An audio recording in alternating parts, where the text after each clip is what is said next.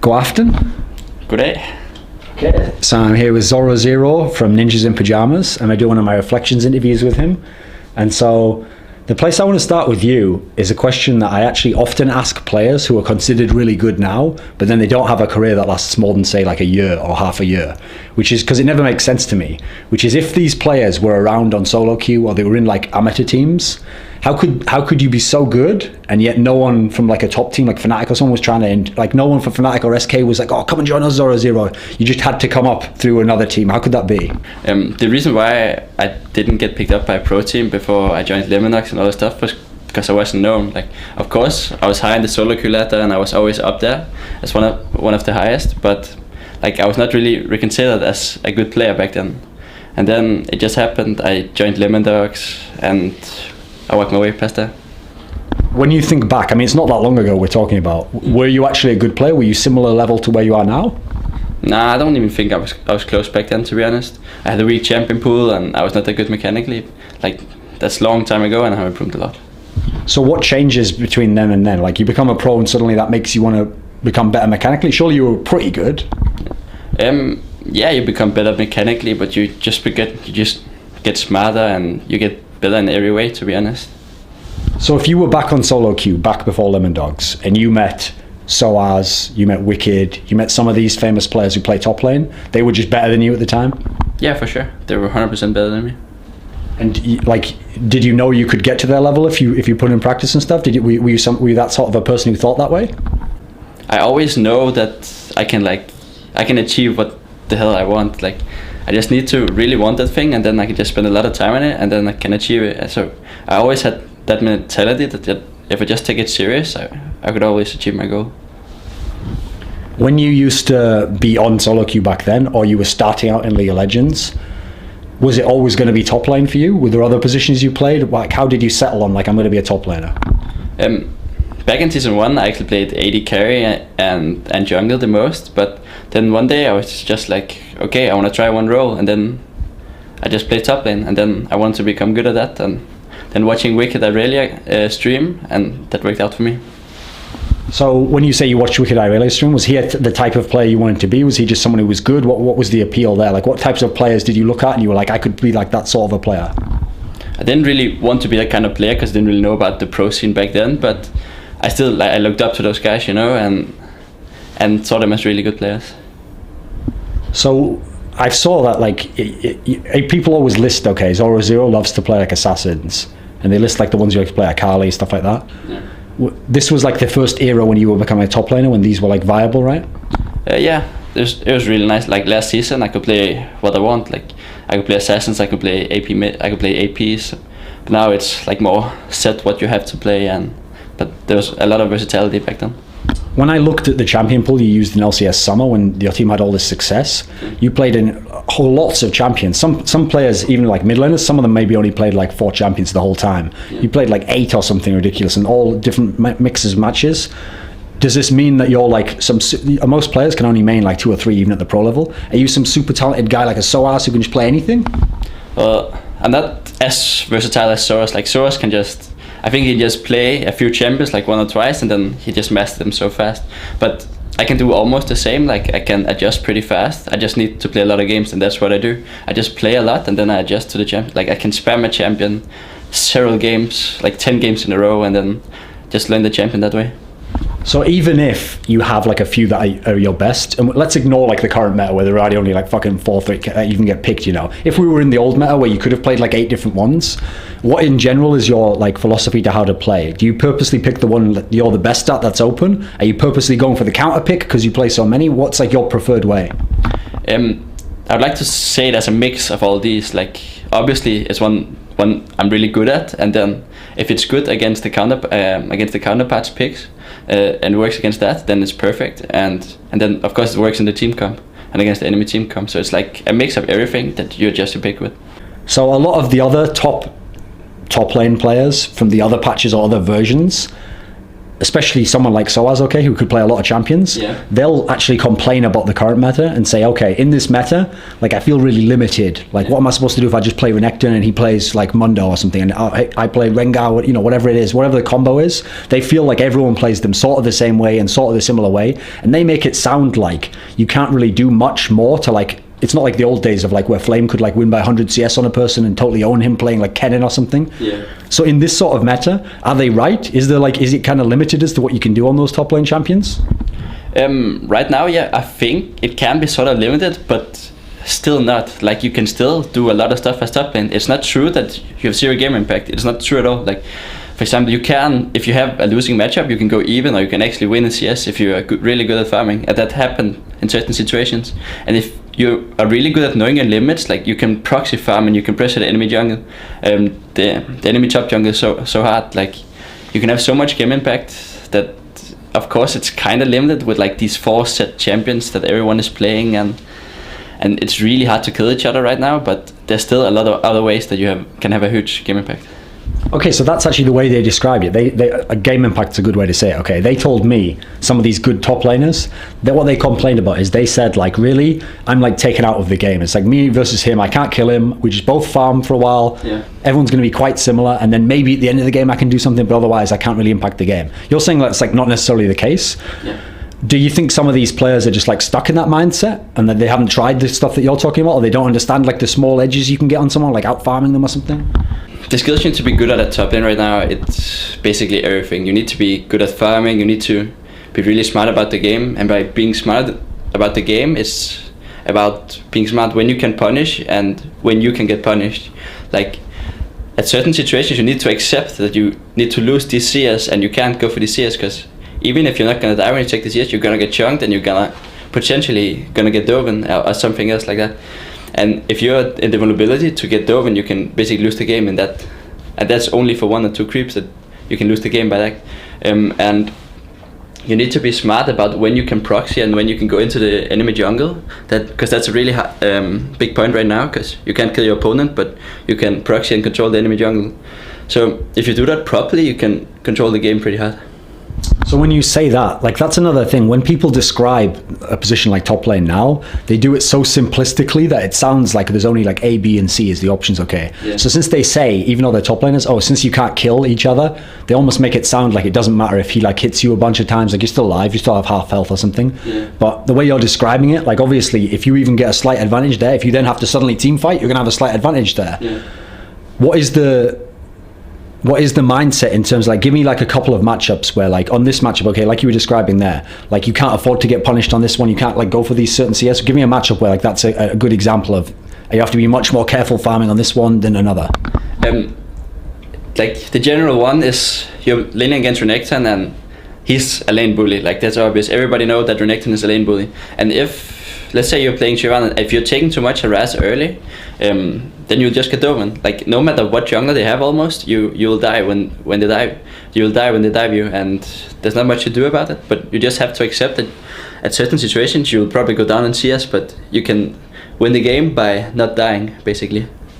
Because the other thing is, everyone who plays a lane in League of Legends also just uses the term farming, and they just say like, oh, you just have to farm well, and they make it sound super easy, and yeah, it's just last hitting. But obviously, look at mid laners, like there's a big difference between Froggen and between like overpower farming, okay? These are both good mid lanes, but there's a big difference between just farming. Yeah. So do you have a special talent for farming? Are you like really, really good at that one area? Why are you so good? Yeah, I see myself as being good at farming. Like, that's something I always have been good at, and always have like I don't just fail random CS, you know, and I almost like at least equal when it comes to CS at almost every matchup. Is there anything that stands out? Like I feel like I'm slightly better in this. Have you just always had like an intuitive sense of like when to last hit, or your rhythm's really good? What do you think it is? Yeah, but I don't know. I see it so simple to CS. Like, you just kill the CS when it gets low. Like, I see that as one of the simplest element in the game right now. Like, there's not much to think about it, but you just have to be smart, I guess. Well, I mean, when you play against other top laners, though, you can tell you've got a slight edge on them, or you can see like, oh, the way the game's going right now, I'm going to slightly beat him in CS, or it's going well for me. You have a good gauge on that all the time, you think?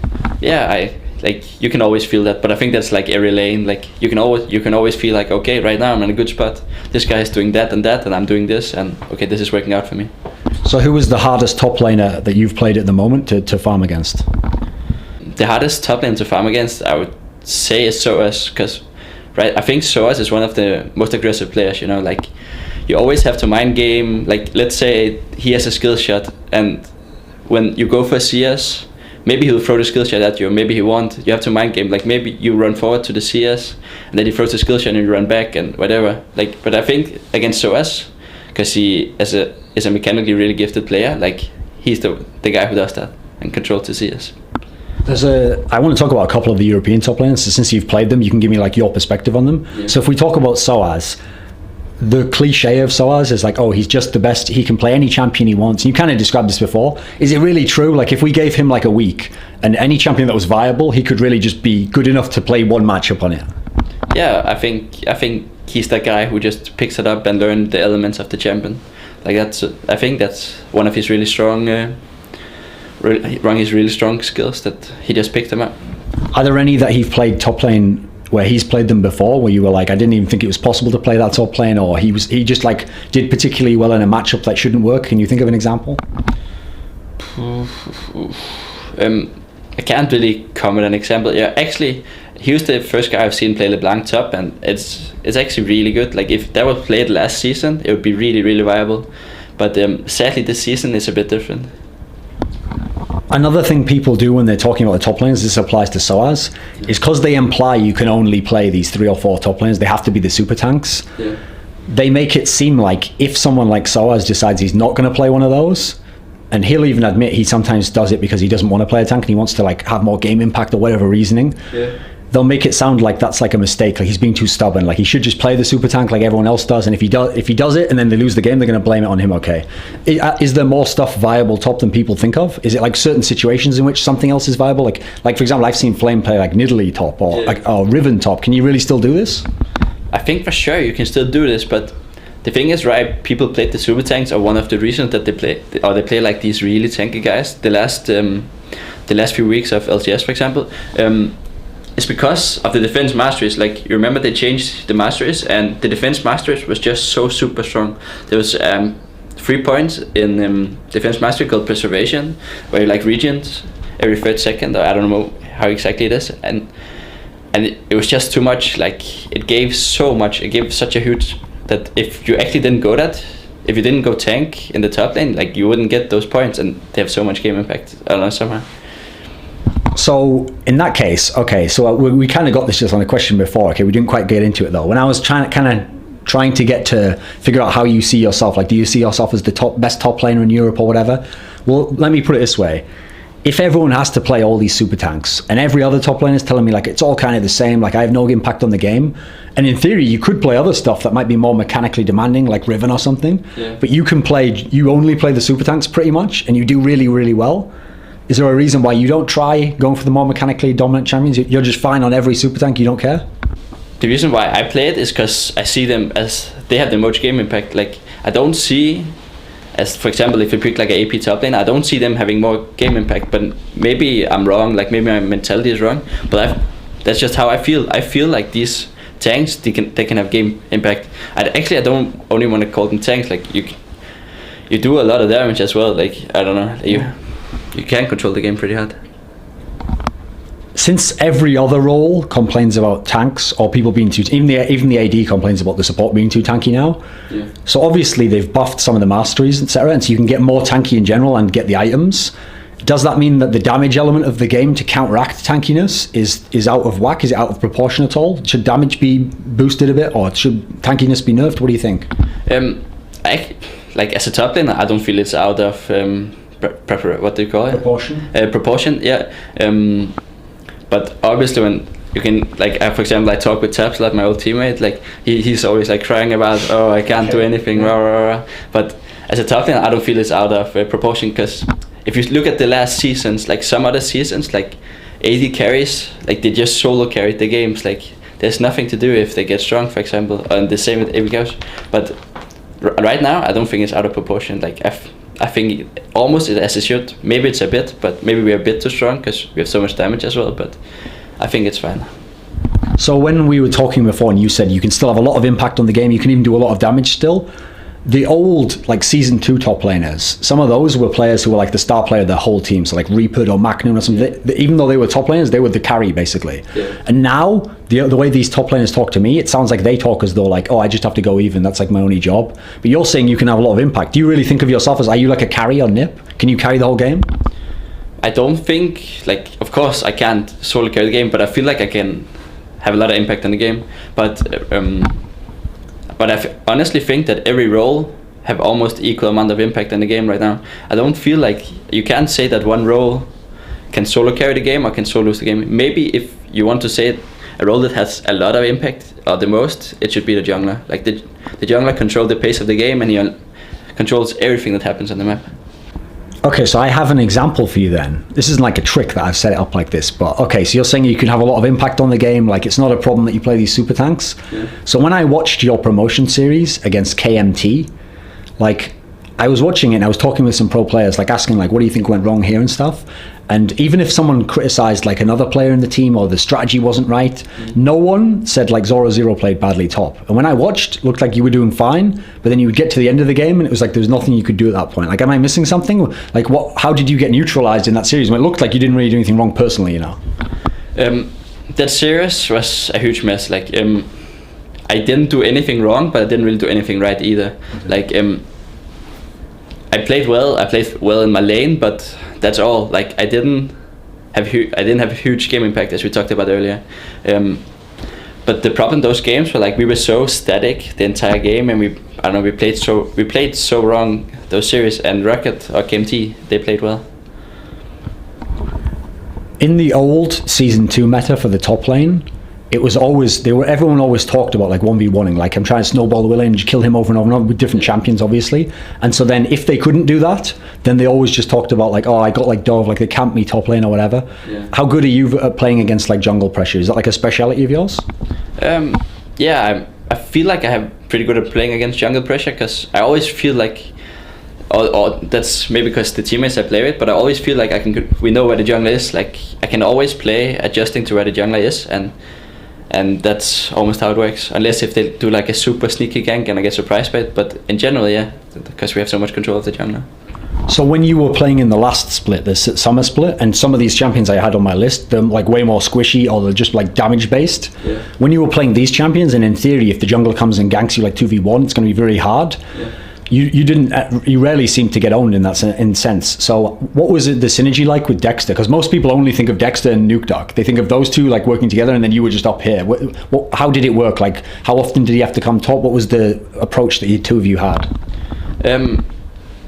I felt like me and Dexter had a really good synergy. I think we played really well together. We were like almost always on the same page, and like sometimes I tell him like at this situation you have to be here at this situation, or like if he's running up top, and then I tell him like there's no point, man, like go somewhere else on the map or something like that. But I feel like it was pretty good between me and Dexter. Like we were on the same page. So in the modern meta now, hypothetically, you don't have a jungler at the moment. You had Hookbuck for a while, Amen, you had Chaka as a temporary, but now you're looking for another permanent jungler. Yeah. Before you get him, so I don't know when this interview will come out, like ideally, if you had to imagine, what sort of jungler would you like to have? Like what strengths should they have? Like what should their synergy be like with you to make it ideal for you? You know, what type of jungler do you want? The type of jungler I want is just a really smart person. I just want a smart person who really enjoys the game and want to keep learning and keep improving, you know. Like I'm not really looking at special skills and something like that. I'm just looking for a guy that really wants to improve, because then we can work with him and then he can work with us. Like he needs to take constructive criticism and he just needs to keep improving. So when I got a little bit off topic, I just realized I digressed, but when I was talking about Soaz before, the question I wanted to get to was this. So like I said, I did an interview with him, and he painted it kind of like black and white, like, oh, there's all these super tanks, and they don't work for me. Then I can't show off my mechanics, and so I feel like I'm limited, and I can't really carry the game and stuff.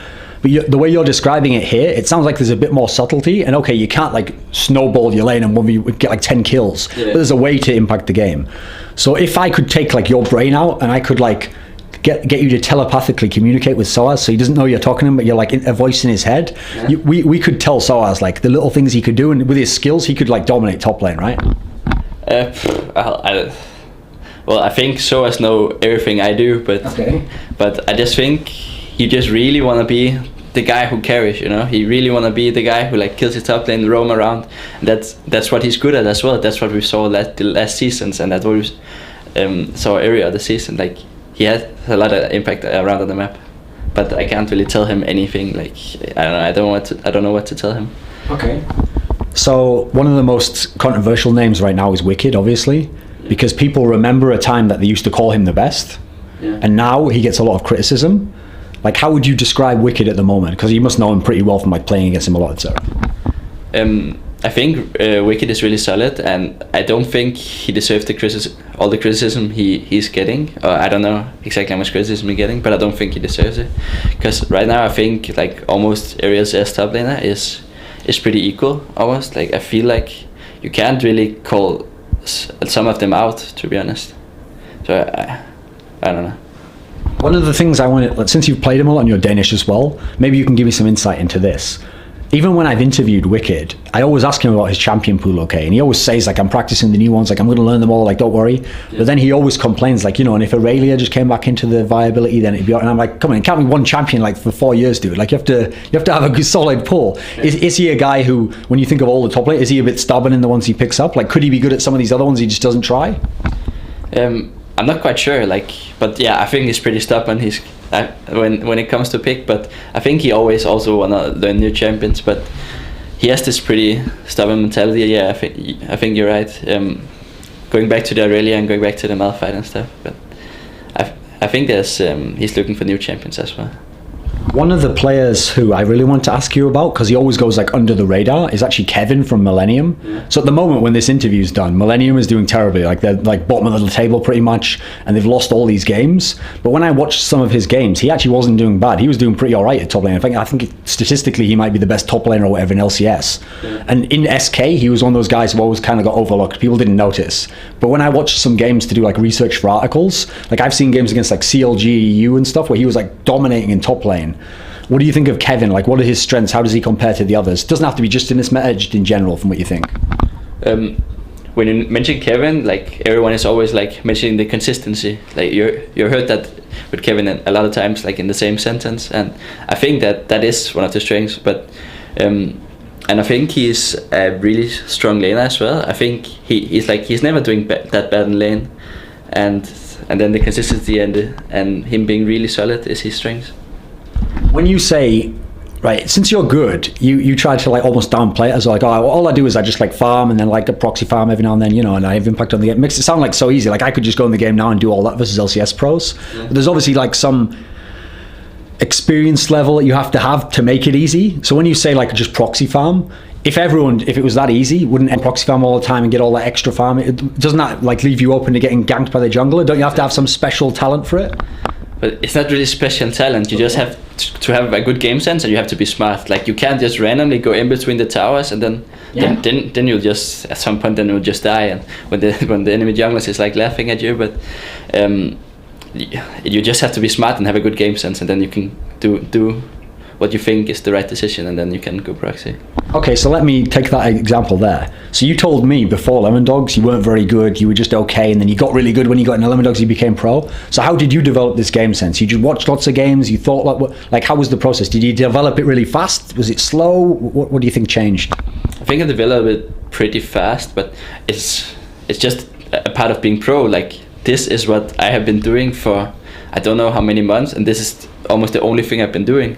Like of course I will improve, and of course that's where I am today, to be honest. Like it's just a lot of time spent on it. So when I was describing like when you're farming, okay, you have like a sense for like, okay, based on how this is going now, like I'm probably gonna like get more farm than this guy, or in this matchup, even though I'm supposed to lose, actually I'm gonna go even because I'm farming this much and he's not doing that well, or I'm punishing him.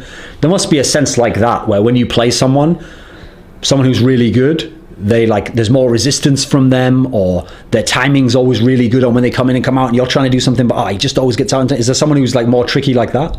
But yeah, it's as I mentioned earlier, that if you're looking for that person who's actually really good at that, it's Soaz. Like he is really good at punishing, and that's what I think he has been really good at all the time. Is like he's good at punishing CS and when to do it and when not to do it, and that's a big part of being top lane right now. Okay, so when people said, and we described before, like you don't have to play only the super tanks. Yeah. So one of the champions who used to be loved at top lane was Jax. And he was in theory someone you could carry on if you were really good. And I've seen some people bringing him back now or suggesting that he can be brought back. Can he be like fully viable like he was before, where if you play Jax you can actually like dominate the lane and push the guy in completely? Yeah, I think Jax is definitely a viable pick right now. I actually think like if your team plays around it, because you have to play around it if you have Jax. In what sense? What should you do instead? For example, like he's on his own island and you want to pressure the map so the jungler is not around Jax. You want the rest of the map to be 4v4, and then you want Jax to be alone, or that late in the game that is. But early in the game, like in certain matchups, he might need a bit help, but if he gets that help and if he actually somehow gets a lead, or if he's just equal, being equal is good for him, then he will when you want the guy later, and then you can win the game in that way, if that's how your team plays around it. But in certain matchups, he needs a lot of help. Like you can't lane Jax against Renekton, for example. It's impossible. If you played all these champions, and when I look at some of the champions here, like a bunch of these champions now, you could maybe play some of the mid or something even now. If for some reason you weren't in NiP, so hypothetically we're going to put you in another team, and I gave this same question to Soaz when he was complaining about how he couldn't have any impact on the game from the top. So I'm going to let him pick another position, right? He can be like the AD carry or whatever. He can be a mid laner. If you had to pick a position now, just with your skill set now, where you'd have the most game impact, what would you do? Would you be a mid laner? Would you be a jungler? What do you think you could also do that would be really good? If I should take another role, it would probably be... I'm not quite sure, but it will probably be AD or mid lane. I'm not quite sure though. I don't know. I've been top laner for so long, and that's like what I've been doing. That's been my thing. But I think I'd be better than AD carry probably. Since you said you talked to Tabs before, and he's always crying about like it's too tanky, man. Like they can't kill the tops. Yeah. All the AD carries in general say something like that now. So a lot of them, right? To give them like some credit, okay. One of the reasons why I think they think that way is because in their mind, as long as they go even or slightly ahead in their lane, then a lot of them, depending on champion, they feel like, okay, if I'm now like split pushing and I get the guy 1v1, I'm the AD carry, I should be able to kill him completely. You can't really do that a lot of the time now, right? You'd admit that? Yeah, it's true. Like, but he can't when we won the Bruiser. Like, but that's natural. I think that sounds pretty logical because that guy is getting solo XP and you're laning 2 in your lane. Like, you're not supposed to when you won that guy. That's not your role anyway. So, I don't know. For me, it seems fairly obvious and like, and I don't know. I think that should be pretty natural. I don't think they should be able to 1v1 you. Okay, so now if we take the AD carry role into the team fight, so the old first job of the AD carry is, I mean, everyone on solo queue thinks it's like to kill the other AD carry, but it's really to kill the front line and the tanks, so the rest of his team can kill everyone, okay? Yeah, I think so if he's killing all the tanks, that's when the AD carry cries again. He says like, oh, you know, even if I have like 4 items, it takes like 8 auto attacks to kill the tank, or maybe I don't even kill him then. In that scenario, our tank's extremely strong. Yeah, I guess they're extremely strong, but maybe they play a poor team fight or they pick up a bad fight that they see they'll lose. Like if they see a 4-item Mundo level 16 running at them and they know they can't do anything here, they can't peel him out and it's impossible for them to kill him. Like you just picked the wrong fight or something. But I don't know. I don't think there's anything wrong with that. But maybe it's kind of boring. But I don't know. I feel like it's fine. In terms of the champions that the ADs try to play now, and now we do see people playing Vayne more, but before, okay, the champions they were playing before, they all complained that they couldn't kill the tanks. Yeah. And then everyone who's just a top laner doesn't play AD carry, so they don't know it's hard. They're just like, oh, we'll just play Vayne, just play Cogmore, then you can just kill the tanks. Like, can you really just do that? Is there maybe a problem with the champion pool? Is that maybe what's causing the problem? I don't know. I'm not. Well, what's easiest for you to play against? If you play against Cogmore, is it difficult? Nah, it can be kind of annoying with certain champions, but that general, no, I don't feel like playing Cogmore is a problem. But playing against Vayne, on the other hand, is really annoying. Like Vayne, you can't do anything to Vayne as a bruiser almost, unless you're really strong, or if she like face checks you or something like that. If you're the super tank and on paper your job is like get in the way of everyone, stop their team taking damage, etc., do you feel like you're good in that area? Like, do you provide good cover for Nukeduck and people like that do the damage? Yeah, I think I'm pretty good at team fighting, and I don't know if it's because I've played with these guys for so long, but I think. Oh, you asked about something like that, right? Or what did? Yeah. Yeah, and I think I'm pretty good at peeling and knowing when to go in and when not to go in and stuff, and knowing my limits and stuff. Okay, so I asked you before the interview, like I do everyone, like, do you watch OGN much? Do you watch the Koreans? Yeah. So a player I want to start with is someone you got to play against, which is Impact from SK Telecom. So at the time that you played against him, he wasn't so famous because it was mainly like Faker's team, you know, and then people getting to know Piglet. But since they've won everything, everyone in the team is really famous now. Yeah. Like, what was Impact like? Was he similar to European top laners? I think he was pretty similar, but I think he's pretty good as well. Like, I would actually call him out that he was a bit above the other top laners. In what respects? I don't know, but actually I don't know. Nah, I think he was pretty equal.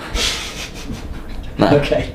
And if you want to mention other top laners, though, like for the last season, there was like Flame and Shy being the guards, and they were the guards at that point. Like back then when they played Kennen and stuff, like and Vladimir, they just solo carries the game. And Okay, so if you played against Impact, yeah. and you've seen him in SKT even when they're dominating.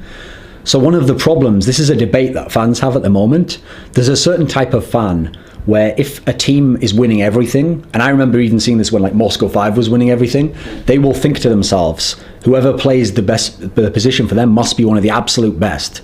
So if Impact is won everything with SK Telecom, he must be either the best top laner or like second best or something, you know.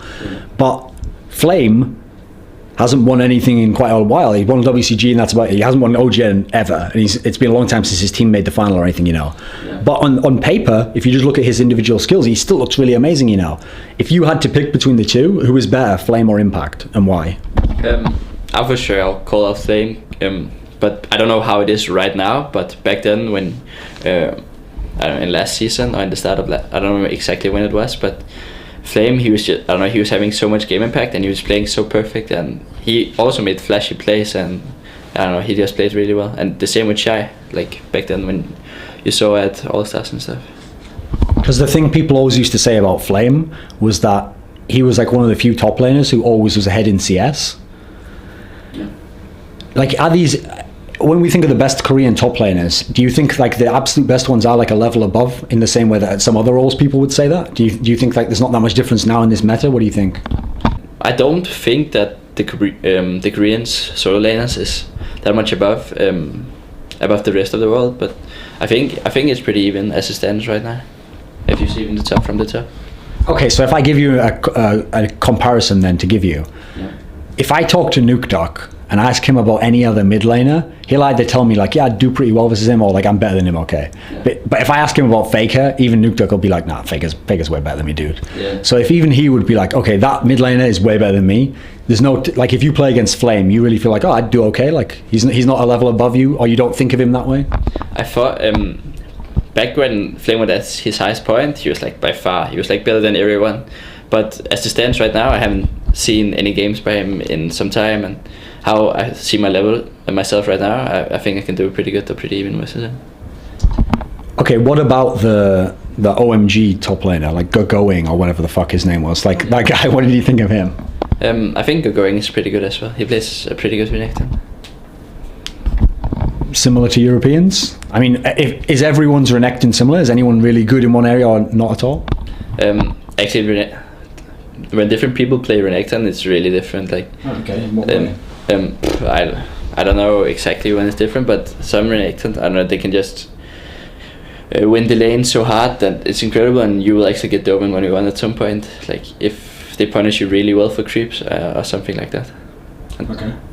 And then they will kill you when they turn 6, on the wave that they turn 6 before you turn 6, and then if you actually chunked at that point, you'll die.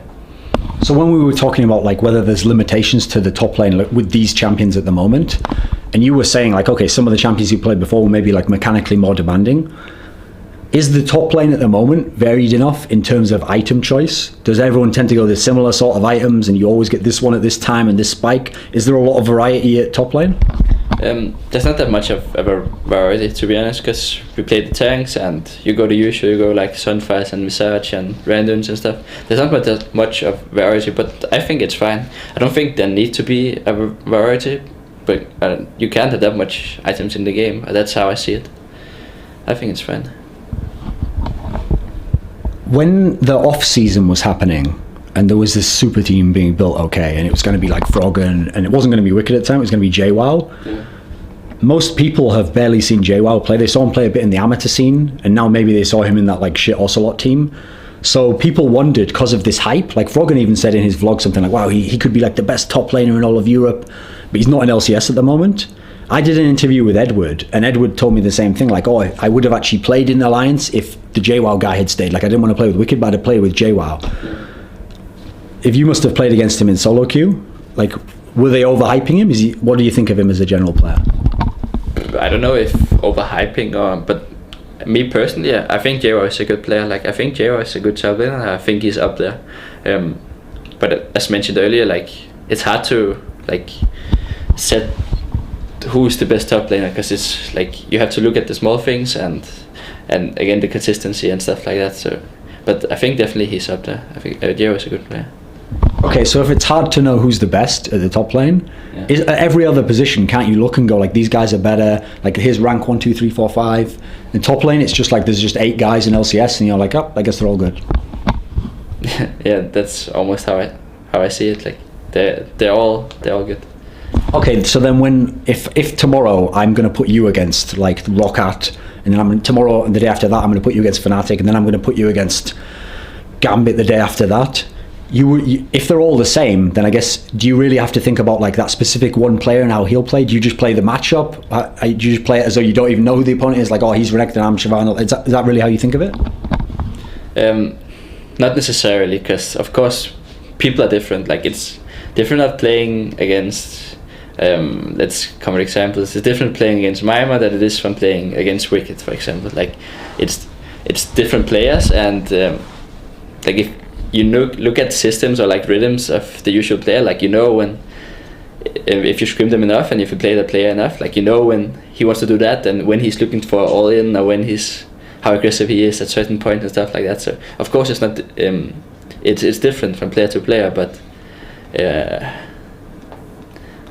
that's it.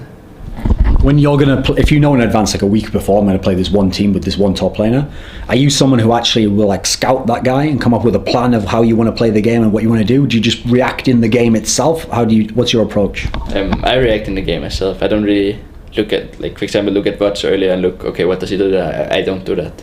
But I guess it's smart to do that, and you would actually get something out of it. But yeah, I don't do it. I react in game. In Europe, we don't have very many analysts for the game, or if we do, they have like quite a simple role. Okay, it's not like in Korea where in theory like the analyst and the coach are like giving you the whole strategy. You're someone who doesn't need that. You can just manage your own role yourself and figure everything out yourself. Nah, that's not at all what I mean. I think coach and analyst is really, really important, and they are part of the team. Like, they're the sixth player you heard people talk about, and they have as much impact as a player, to be honest. Do you think when people talk about the top lane and they complain now and they don't like these champions like Doc and Mundo or whatever, there's never been a period in the whole game that I can think of where the same champions for any role were always viable. Something always changes, and eventually the champions change, and usually the style of play changes as well. So if we just wait like 4 months, will this all take care of itself, and then other champions will come back and you'll be playing a Kali top lane again? You think that'll really happen, or do you think somehow with the way the game is now it's just going to be stuck at the super tanks top? What's your sense of it at the moment? I'm not quite sure how I see this change. I don't really see a certain pick or a certain way of playstyle that this will change. I only think the way of changing is by changing the masteries and maybe some itemization. If Riot wants to change this kind of playstyle or this kind of top lane meta, it's up to them. It's not, people can't just innovate different stuff. I feel like, again, against how it looks right now. If you, for some reason, woke up tomorrow and you were like a Riot game developer and you could change the balance or whatever, not just for your own style, but just to make top lane the most interesting, what types of champions would you want to be the most viable there? What style, etc.? Then I guess I'll have to look back at the last season. Like, people played Ken on top, people played, I don't know, whatever. They played Renekton back then as well, but they played like Lissandra top, and there's a lot of versatility, and you could pick a lot of champions, and you can almost pick every champion, and that was fun. Okay, so another player you got to play against at the World Championships was Dyrus from TSM. Yeah. And Dyrus is probably most famous for being the first like good top laner whose whole plan was like, I'll just go even. Because usually if you were good back in season 2, like you were like a void boy type person, you tried, I'm just going to win the lane, I'm going to kill this person over and over. Yeah. Whereas he sort of had the mentality of like, well, if I just go even and then the bot lane goes even and Reginald wins the mid lane, we'll win the game, you know. So that's all we need to do. When you played against him, you must have seen like VODs of him or streams or maybe even played him a little bit. Was he in game the way you imagined he would be? Yeah, I think he was pretty much as I imagined it would be. Like, he played good when I laned against him, and he's a really good top laner right now as well. But yeah, you talked about the mentality by going even, and in certain situations that's really good, and that's a really good playstyle in certain situations. If we went back in time now, and I told you like you could rethink the approach of how Lemondogs plays that World Championship. Yeah. Obviously you can't do specific things like, well, at 8 minutes we should have like killed that guy. Yeah, just the general approach. Was something wrong with like the practice that you did? Were people not motivated? Because there's a sense that a lot of people think that the other teams who weren't OMG and SKT went into that group stage and all thought in the back of their minds like, well, only 2 teams can get out and it's going to be those 2, and so we probably can't do it. Was there any of that in the back of your mind? I think kind of we had the wrong mentality, and I think what separated us from OMG and especially SKT is the lack of analyst. I don't think mechanically we were that much worse or anything like that, personal playstyles. But I think what went wrong with mentality, and at some point some people were not really that much motivated, and I think the lack of analyst, a really good analyst, and like talking about the game and watching VODs and replays was the thing that we needed. At the point that you played in Worlds, in theory, you were in one of the absolute best European teams. And even if you didn't get out the groups, you were still like a good team. And people might have thought, okay, so say you lost Worlds, you might have thought to yourselves, okay, you know what, we lost this time, but we're going to practice so hard, and next year we're going to be back here, okay, we're going to do so much better. But now you're not even in LCS. Has dropping out completely, did you personally take like a confidence hit at all, or think like, am I still as good, or am I going to get back in? Were there ever any concerns like that for you? I didn't sadly, because I don't know if I'm stupid or not, but I sadly didn't take that much from World. Like, of course I saw it as a good experience, but I didn't really personally learn that much out of it. But but I don't know, that's probably just me being stupid. Okay, so falling out of LCS though, was that a confidence hit at all? Like you were thinking like, I'm not even in LCS, or will I ever get back into LCS? Did you ever think like, oh, maybe I have to retire? Were you worried about any of that stuff? Yeah, like I thought about retirement, I thought about going back and stuff, but I was not really worried, because I most likely would be in LCS if I really wanted to. Then I could be there, and but I know that we can always get back. Like, if we find a really good jungler now, it's pretty easy for us to get back into the LCS. So obviously you're contracted to NiP now. You're a player in NiP. You're going to play in NiP and try and get back into LCS. Mm-hmm. So let's make this like hypothetical, even though it obviously really happened. That's why I'm asking it like this. So to me, since all these other players were telling me Zorozero is the best top laner, to me, the second you guys fell out of the promotion, I have to figure a bunch of teams must have like messaged Zorozero like, hey, you want to come play top lane in LCS for us next season? It must have happened, right? Yeah, that happened. I got different approaches from different teams and different offers, but yeah, that happened. And how close were you ever to doing it? Were you really thinking about it? Was it just like, maybe, nah, I won't do that? Of course I was thinking about it, but I was not really close of saying yes to anybody, because I didn't really want to. I didn't really go that way and then join the LCS that way. Is the fact that this season, the spring split, doesn't qualify you for Worlds, was that a factor? Like if this season somehow mattered for qualification and you had to sort of be on LCS team now, would that have changed your mind, do you think?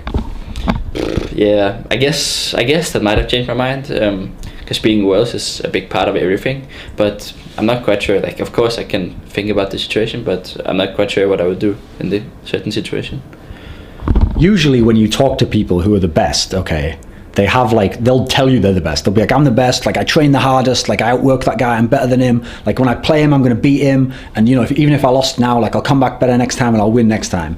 But you sound like ridiculously Danish, where you're like so laid back, like, that didn't really take that much from Worlds, like be nice to get back there, seems okay. Like you must have a competitive spirit, right? Are you just like, inside are you like burning with desire to get back there? Yeah, of course, inside of me there's the burning of desire, but I don't really show it out to the world, but Okay. it is in there. But I don't know. Feel like I'm just extremely humble, I guess. Some people, especially in League of Legends, is a game, it's one of the only esports games I know where in practice, and because in solo queue people can still watch you, okay, in practice in other games, if you play Counter-Strike or you play StarCraft 2, because people can't see what you're saying, if you're a cocky person, okay, you can just type like, oh, fuck you, like I would have beat you or whatever, and you'll never be a problem, okay, but in League of Legends, it's not that people don't think that way, they just had to train themselves not to do it in case they get in trouble in public. Yeah. Inside, are you cocky at all? Do you ever like play people and inside you think like, oh, I'm better than this guy, come on, I'm going to win this game?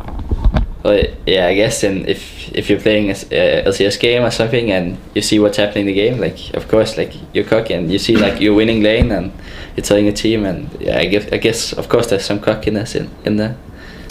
So last season you get into LCS and you went right to the top. Yeah. So was it easy to think at the time like, well, I'm at the top now, I'll always be at the top, I'll always be at the top of LCS? Was that the kind of mentality?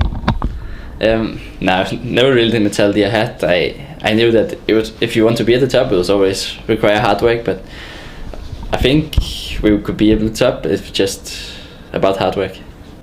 So when you talk to some players, okay, in the West, I think a lot of the Western pro gamers, even if they don't admit it, secretly they think to themselves like, oh, I'd like to go to Worlds, like I'd like to play SK Telecom or someone, but deep down I think they think like, I probably wouldn't win. Like I'd like to believe I would, like I think Fnatic really believed they could have got to the final, but then if you look now, it's probably more like, let's just get to Worlds. Like that's really the only thing they can think of. They can't really believe that they'd smash SK Telecom or whatever.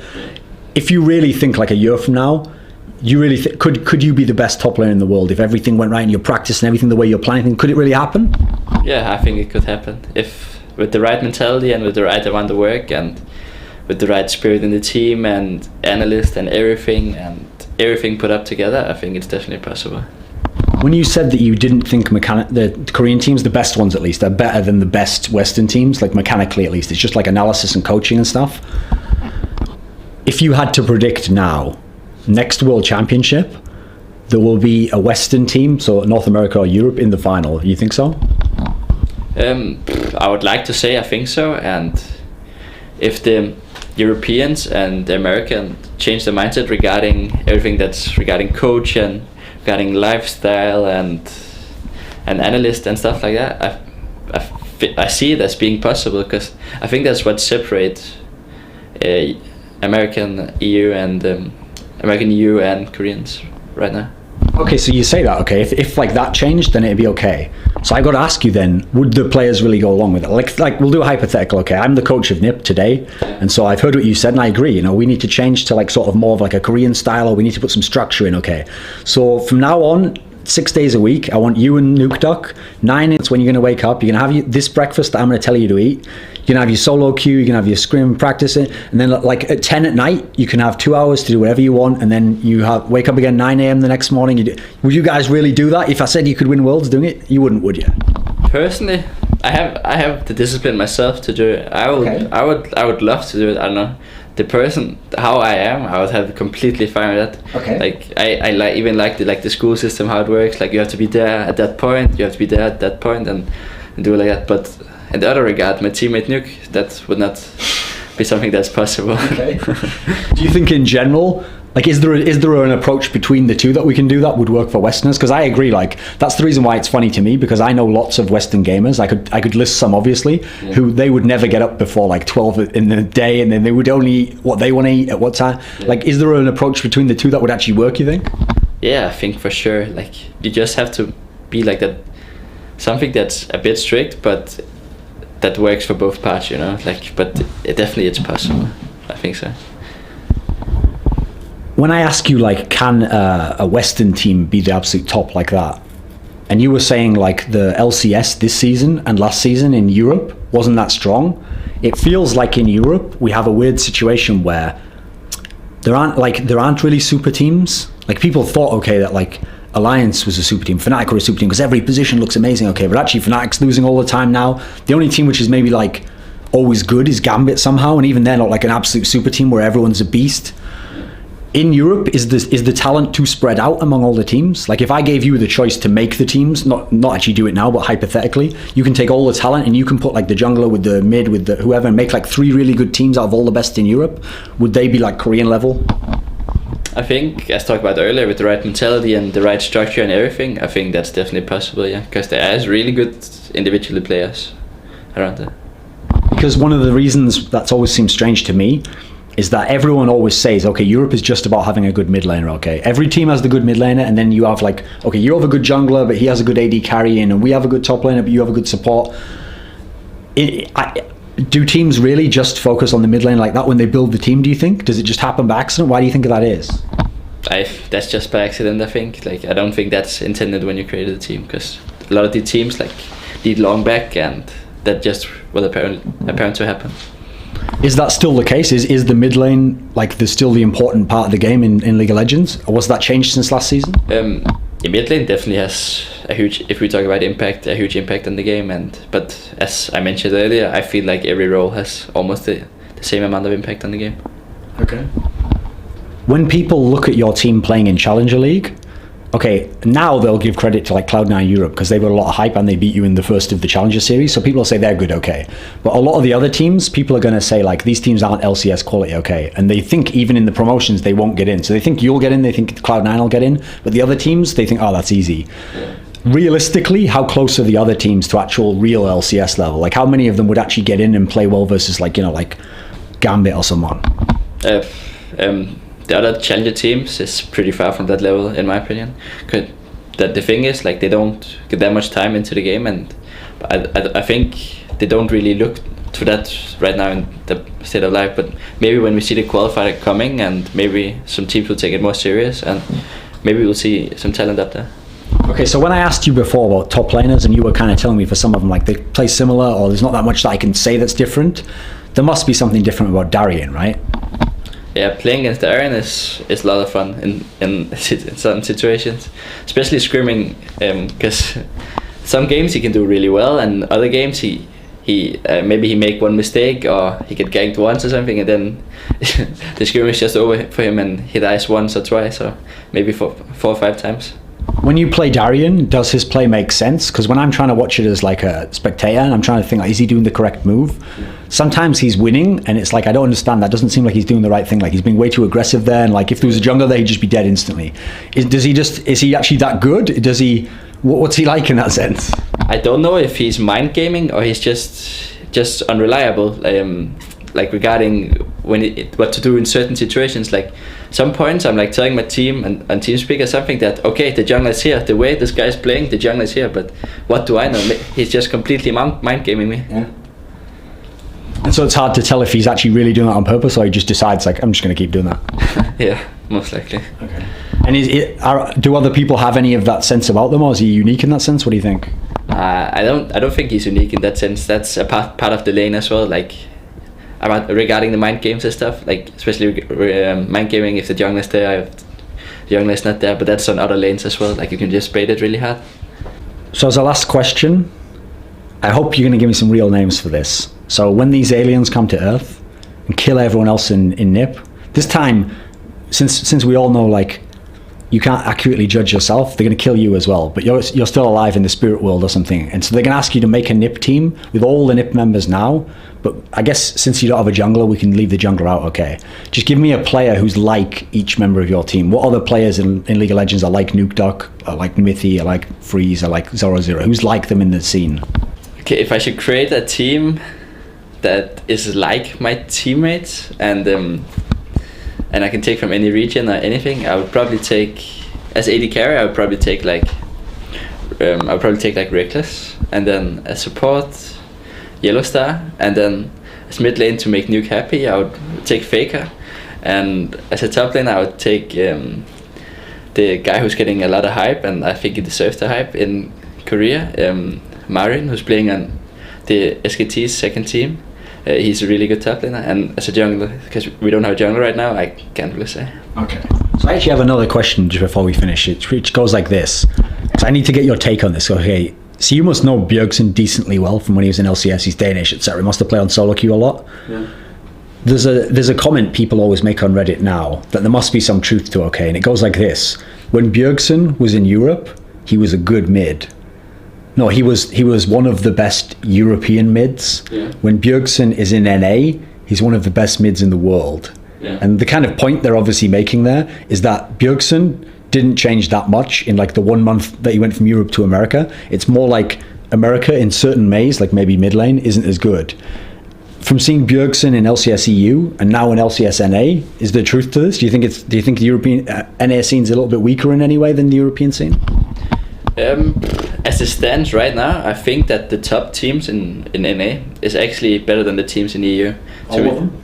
No, but when I mean top teams, I mean TSM. I think TSM is the strongest team, but in entire EU and entire NA. If you look at it that way, because if they keep improving and if they keep this up how they're doing right now, I think they have the potential to be really, really strong. And talk about how Bjergsen. You're talking about Bjergsen, and I can't really tell if he improved from when he went from EU to NA, but maybe NA is hyping it up. But like, I know he's a really good mid laner and a good friend of mine, but maybe NA is hyping it up, but maybe he improved. I don't know.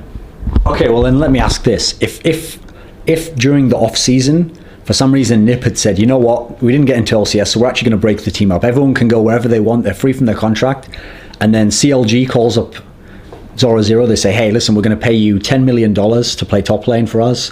TSM calls up and they're like, listen, we'll pay you to play top lane as well. So you can go to one of these teams, a big name in America. I mean, you'd crush the NA tops, right?